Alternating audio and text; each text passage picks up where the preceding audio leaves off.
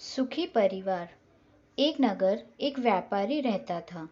उसके 7 लड़के थे और सभी की शादी हो चुकी थी। व्यापारी कपड़े का व्यापार करता था और उसके लड़के भी उसके साथ दुकान पर बैठते थे। एक दिन रात में व्यापारी सो रहा था तो उसे सपना आया।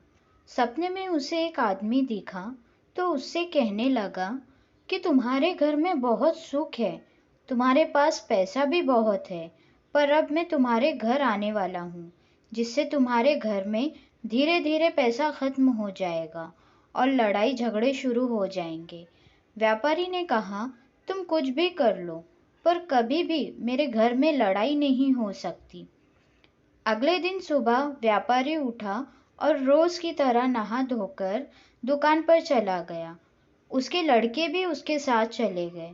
उस दिन उसकी पत्नी और बेटों की पत्नियों ने खाना बनाया। खाने में उन्होंने दाल बनाई।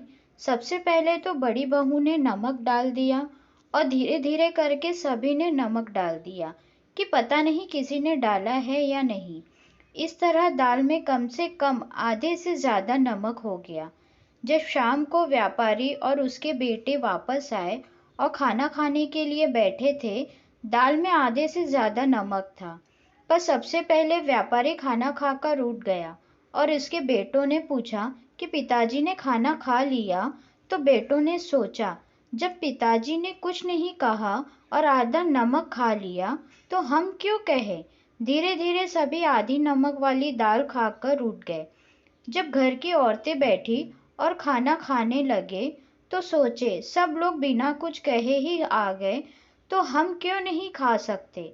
इस तरह व्यापारी और उसके परिवार में बिना लड़ाई झगड़ा करे आधा नमक खा लिया और किसी ने कुछ नहीं कहा। यह सब कुछ घर में लड़ाई झगड़ा कराने के लिए ही कराया था। अगर हम अपने गुस्से पर काबू रखें और लड़ाई ना करें तो सबके घर में सुख कहीं भी नहीं जाएगा और दुख लड़ाई झगड़ा कभी नहीं आएगा।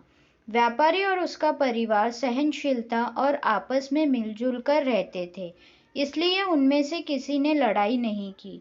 उसी रात को फिर व्यापारी को सपना आया और सपने में वही आदमी दिखाई दिया।